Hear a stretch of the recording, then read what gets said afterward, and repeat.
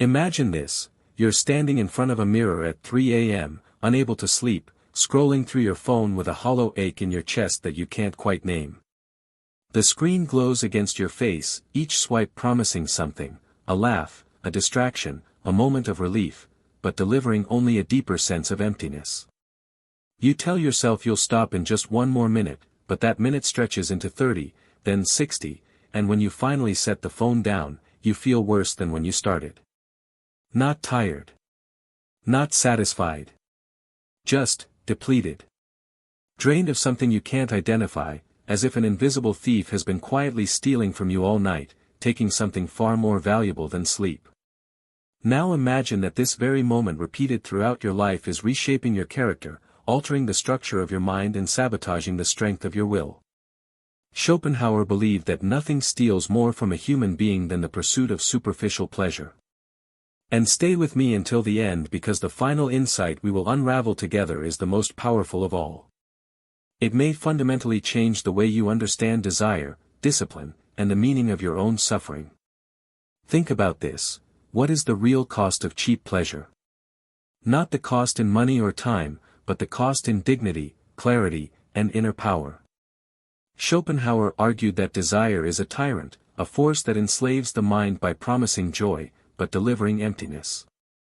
According to him, when you chase only what is easy, you weaken the muscles of your soul.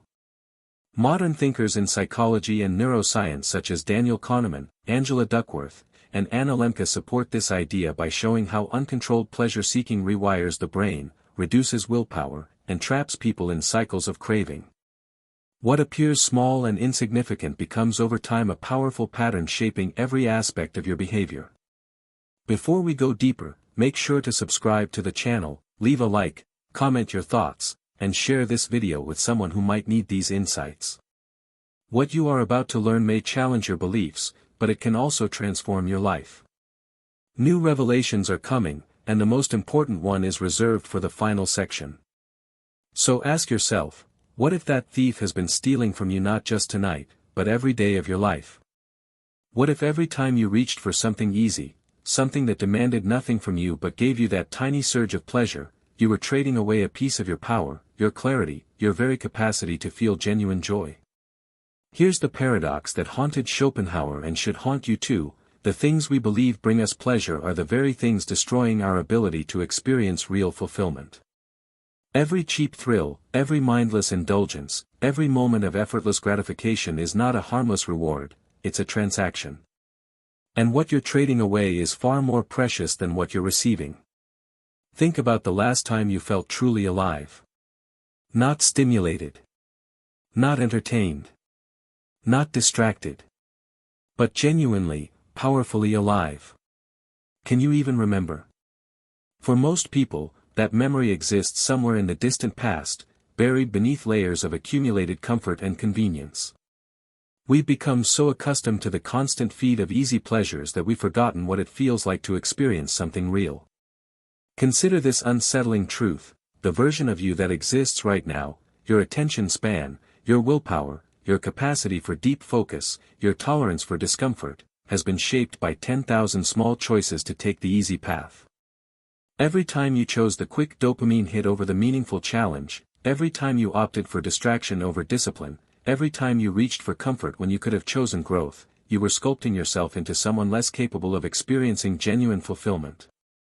But here's what makes this truly terrifying: you probably don't even realize how much you've lost. The mind adapted to constant stimulation cannot recognize its own diminishment. A person drowning in shallow pleasures has no reference point for depth. You've been swimming in the shallows for so long that you've forgotten the ocean even has depths. What if Schopenhauer was right?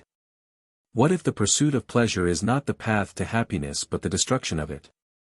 What if every easy indulgence is not a moment of freedom but an act of submission? What if the comfortable life you've built is actually a prison you've constructed around yourself, one cheap pleasure at a time? The question isn't whether you indulge in cheap pleasures, of course you do. We all do. The question is, what has it cost you? What version of yourself has been sacrificed at the altar of instant gratification? What depths of experience, what heights of achievement, What richness of consciousness have you traded away for the hollow currency of momentary satisfaction? And perhaps most urgently, are you willing to continue paying this price, or are you ready to understand what you've actually been giving up? The truth Schopenhauer discovered cuts deeper than mere self-control or willpower. He understood that desire itself is the fundamental problem, not any particular desire, but the endless, insatiable nature of wanting. To grasp this, you must first understand what he called the will, a blind, relentless force that drives all life forward, demanding satisfaction yet never finding it. This will operates beneath your conscious awareness, pulling the strings of your behavior, convincing you that the next pleasure, the next achievement, the next experience will finally bring you peace. But it never does. Think about how desire operates in your own life. You want something desperately, a new possession, a certain experience, a specific outcome. You pursue it with intensity, convinced that obtaining it will transform your life. And then you get it. For a brief moment, there's satisfaction. But watch what happens next. Almost immediately, the satisfaction fades. The object you desired loses its luster. The experience you craved becomes ordinary. And already, your mind is reaching toward the next thing, the next promise of fulfillment. Schopenhauer called this the pendulum swing between desire and boredom. You suffer when you want, and you suffer when you have nothing left to want.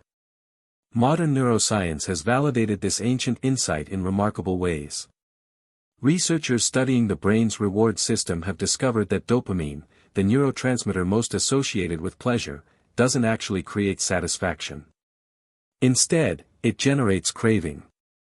As Dr. Anna Lemke explains in her research on addiction and pleasure, dopamine drives the pursuit, not the enjoyment. This is why you can scroll endlessly through social media feeling increasingly empty, why you can consume entertainment compulsively without ever feeling entertained, why you can indulge in pleasure after pleasure and still feel an aching void inside. The psychological mechanism is insidious. Every time you give in to a cheap pleasure, you're not just satisfying a craving, you're training your brain to expect easier and faster rewards. Angela Duckworth's research on grit and self-control reveals that our capacity for delayed gratification is not fixed, it's a muscle that either strengthens through use or atrophies through neglect. When you repeatedly choose instant gratification, you're literally reshaping your neural pathways, making it harder to pursue anything that requires sustained effort or patience. But here's where it gets even more disturbing. You begin to lose your ability to distinguish between what you genuinely want and what your conditioned brain is demanding. The philosopher Jean-Paul Sartre would call this bad faith, living inauthentically, allowing external forces and habitual patterns to dictate your choices while believing you're acting freely.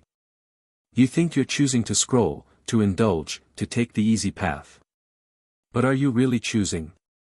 Or have you been conditioned into patterns of behavior that feel like choice but are actually compulsion? Schopenhauer believed that most people live their entire lives as puppets of the will, never recognizing the strings being pulled.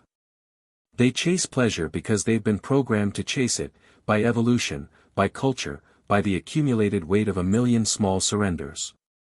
Daniel Kahneman's work on cognitive biases shows how easily our minds deceive us, how readily we rationalize our impulses, how skillfully we construct narratives that justify our weaknesses. You tell yourself you deserve the cheap pleasure. You tell yourself it's just this once. You tell yourself it doesn't really matter. But beneath these stories, the will is simply asserting its dominance, and you are mistaking slavery for freedom. The hidden problem isn't just that cheap pleasures are everywhere, it's that they've become the default setting of modern existence. Your attention is the most valuable commodity in the world, and entire industries have been built to hijack it, to keep you in a perpetual state of craving and consumption. The algorithm knows your weaknesses better than you do. It serves you exactly what will keep you engaged, not what will make you fulfilled. And with each indulgence, you become a little more dependent, a little more controlled, a little less yourself. What you're facing isn't simply a personal struggle with self-discipline. It's a systematic erosion of human agency itself, disguised as convenience and choice. And the most terrifying part? The more you surrender to it, the less capable you become of recognizing what's being taken from you. The consequences of living enslaved to cheap pleasure are not immediate or obvious. That's precisely what makes them so dangerous. You don't wake up one day suddenly aware that you've lost your capacity for depth, focus, and genuine satisfaction. Instead, the erosion happens gradually, invisibly, like water wearing away stone. By the time you notice the damage, entire landscapes of your inner world have been reshaped beyond recognition.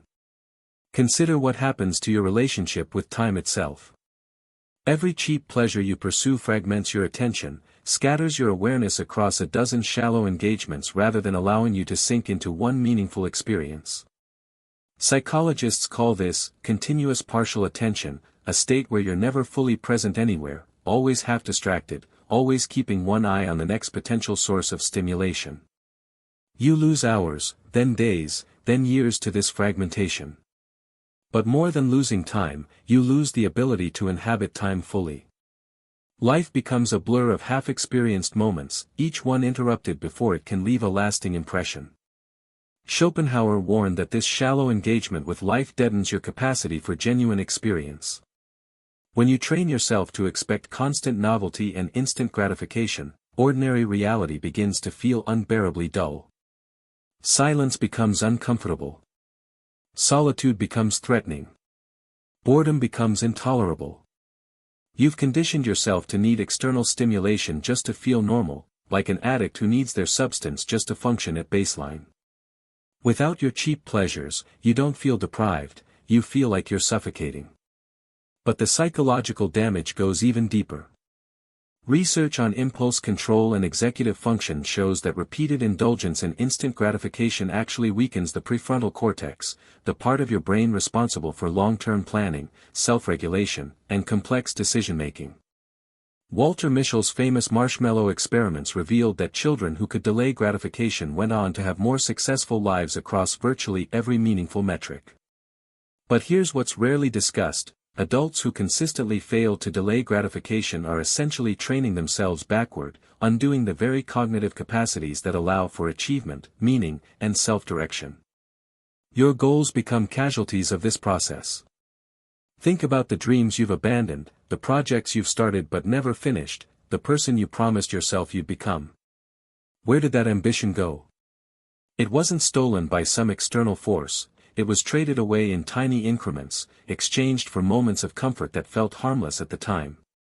Each time you chose the easy pleasure over the difficult work, you weren't just avoiding effort, you were teaching yourself that effort isn't worth it, that discomfort is to be feared, that you can't trust yourself to follow through. Over time, this becomes a self-fulfilling prophecy. You stop even attempting the meaningful challenges because you've internalized the belief that you'll fail anyway. The societal consequences mirror the personal ones. We're witnessing the creation of what philosopher Byung-Chul Han calls, the burnout society, a culture of people who are simultaneously exhausted and empty, overloaded with stimulation yet starved for meaning. The constant availability of cheap pleasure has created a population that is perpetually distracted, easily manipulated, and incapable of sustained focus on complex problems. This isn't accidental. As Aldous Huxley predicted in Brave New World, tyranny doesn't need to ban books or suppress ideas when it can simply flood people with endless distractions and pleasures until they lose interest in anything that matters. You can see this playing out in your own life. How many important conversations have you postponed because you were too distracted? How many opportunities have you missed because you couldn't muster the focus? How many relationships have withered because you gave them only the scraps of attention left over after feeding your appetite for cheap stimulation?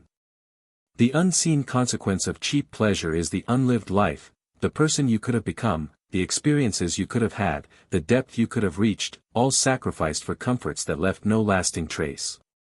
Schopenhauer believed that this way of living is a form of spiritual suicide. You remain physically alive, but the part of you capable of wisdom, growth, and transcendence slowly dies. And the tragedy is that most people never realize what they've lost because they've never experienced anything different. They mistake mere existence for living, stimulation for joy, and the absence of pain for peace. Breaking free from the tyranny of cheap pleasure is not about willpower alone, it's about understanding that resistance itself is an act of reclaiming your sovereignty. Schopenhauer taught that true freedom begins the moment you stop allowing desire to write the script of your life. This isn't deprivation. This is liberation. When you choose discipline over impulse, you're not denying yourself pleasure, you're refusing to be controlled by it. You're declaring that your mind belongs to you, not to the forces competing for your attention. The first step in this rebellion is radical awareness. You must begin to notice the moment of craving before you act on it. Feel the pull of desire as it arises. Watch how your mind immediately constructs justifications for indulging it. Notice the physical sensation of wanting, the restlessness, the tension, the urgency. This simple act of observation creates a gap between stimulus and response, and in that gap lies your freedom. Viktor Frankl, who survived the Nazi concentration camps, discovered this profound truth: between stimulus and response there is a space. In that space is our power to choose our response. In our response lies our growth and our freedom. But awareness alone is not enough. You must actively cultivate resistance. Start small. Choose one cheap pleasure that dominates your days and deliberately abstain from it for a defined period. Not forever, just long enough to break the automaticity of the habit. Watch what happens. Initially, you'll feel discomfort, perhaps even panic. Your mind will scream for the familiar comfort. This discomfort is not a sign that something is wrong, it's evidence that something is finally right. You're no longer a puppet responding automatically to every pull. You're a conscious being choosing your actions deliberately. Schopenhauer believed that asceticism, the intentional practice of self-restraint, awakens dormant capacities within you. When you deny easy pleasure, you create space for deeper experiences. Psychologist Mihai Csikszentmihalyi discovered that the most fulfilling human experiences occur not in passive consumption but in states of flow, total absorption in challenging, meaningful activities. Flow cannot be purchased or passively consumed. It must be earned through effort, discipline, and complete engagement. Every time you choose the difficult path over the easy one, you're building your capacity for these transcendent experiences. Consider the ancient Stoics, who practiced voluntary discomfort not out of masochism but out of wisdom. Marcus Aurelius, the most powerful man in Rome, regularly slept on hard floors and ate simple food to remind himself that comfort was not necessary for contentment. Seneca deliberately lived as a poor man for days at a time, asking himself, "Is this the condition I so feared?" The answer was always no. What he discovered, and what you'll discover, is that most of what you think you need, you don't. Most of what you fear losing, you can live without. And in that realization lies immense power. The rebellion also requires you to redefine what pleasure actually means.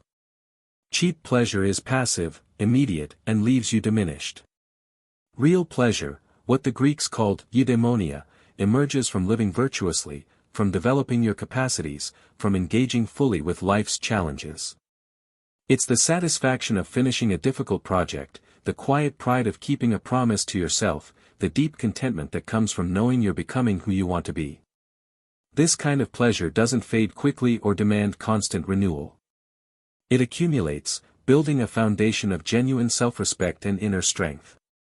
Jordan Peterson speaks of this as adopting responsibility rather than seeking happiness.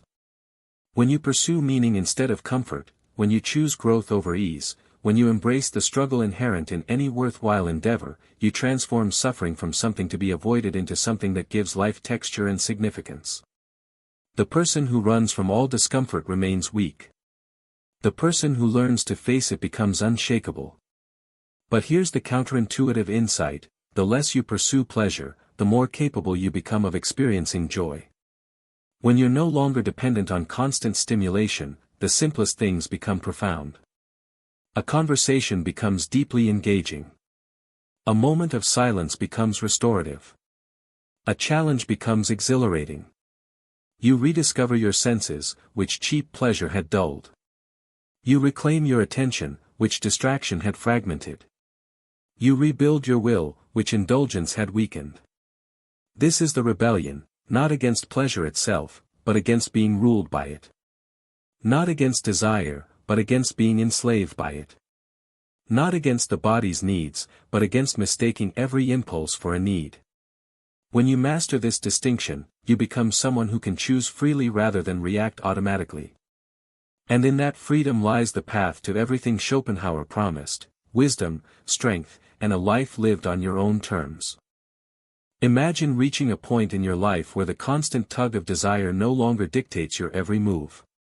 A point where you feel a calm rising within you, a calm so steady that even the loudest temptations lose their power. This is where Schopenhauer believed true freedom begins. It is not the freedom to pursue every impulse, but the freedom from being dominated by them. And if you have followed this journey until now, you are ready for the final and most important revelation. The one that ties all of Schopenhauer's teachings into a single transformative truth. Schopenhauer argued that cheap pleasures weaken the will, distract the mind, and keep the soul in a state of perpetual agitation. But beneath this idea lies something even more profound: the belief that your suffering, your discipline, and your refusal to indulge in empty gratification can lead you to a higher form of existence. He believed that when you stop living as a servant to desire, you awaken a deeper layer of consciousness, one capable of wisdom, compassion, and inner peace. To understand this, let us revisit his core teaching: desire is suffering. When you crave something, you suffer. When you get it, the pleasure is brief. When it fades, the craving returns, and with it more suffering.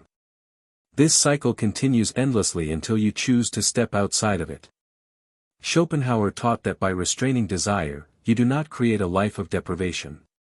You create a life of clarity. You create a mind that is no longer tormented by constant hunger. You become someone who is not swayed by every impulse, who does not crumble under emotional storms, who does not need cheap distractions to feel alive.